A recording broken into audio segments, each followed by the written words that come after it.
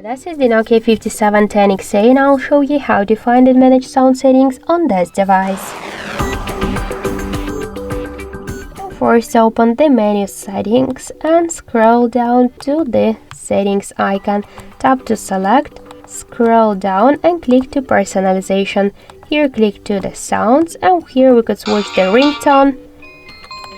Let's go back, we could switch also the message alert. To activate vibration or to turn it off, just by click to OK. To activate the switcher, also we could activate or turn off the notification alerts and the warnings, and we could just switch volume by activate the volume or just to activate silent mode, and we could also activate the keypad volume just by scroll to the left or to the right side this volume panel. So that's it, that's all of the sound settings on our Nokia 5710. Thank you for watching, and if you like this video, leave thumbs up and subscribe.